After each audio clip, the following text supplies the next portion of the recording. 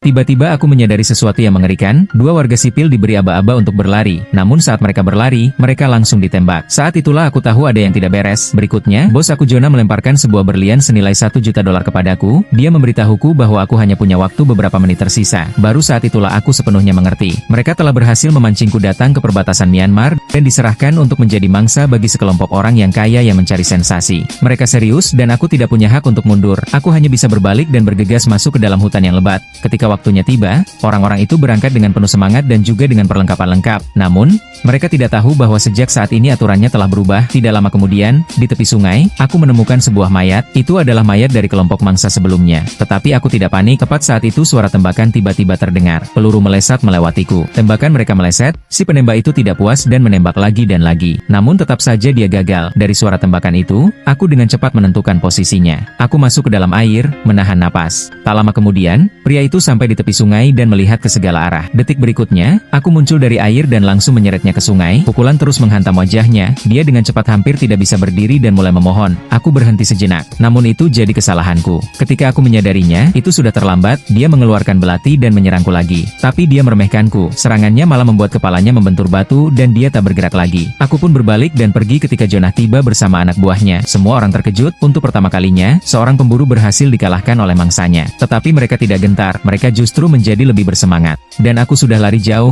aku mulai menyesal mengapa aku menerima undangan itu. Dulu aku adalah seorang petarung profesional. Dalam sebuah pertandingan penting, aku kehilangan kendali dan menyebabkan kematian sahabatku. Aku memenangkan gelar itu, tetapi kehilangan segalanya. Itu menjadi luka yang tidak pernah sembuh. Aku meninggalkan arena dan hidupku terus terpuruk. Untuk bertahan hidup, aku harus bertarung di dunia jalanan. Hari itu aku menang dengan mudah. Di tengah kerumunan, Jonah melihat semuanya. Setelah pertandingan, dia menghampiriku dan mengundangku ke sebuah acara khusus. Dia mengatakan bahwa yang terbaik akan berkumpul dan hadiah uangnya sangat besar. Aku tergoda, tetapi aku tidak pernah menyangka Jonah adalah orang di balik permainan perburuan ini. Dia menukar nyawa demi uang untuk menghibur orang kaya. Dia bahkan menyuap militer. Ketika aku menyadari kebenarannya, semuanya sudah terlambat. Sekarang satu-satunya hal yang bisa kulakukan adalah lari. Jonah dengan cepat mengejar. Saat aku merasakan bahaya, senapan sudah diarahkan kepadaku. Aku melompat ke sungai dan bersembunyi di balik batu yang besar. Anak panah berterbangan silih berganti, namun aku berhasil menghindari semuanya. Ketika anak panah gagal mengenai sasaran, seseorang akan melepaskan tembakan. Namun, ia tetap meleset juga. Saat mengira bahwa aku akhirnya berhasil lolos dari mereka, tiba-tiba sebuah granat meledak. Gelombang kejutnya membuatku terlempar dan aku berguling menuruni lereng.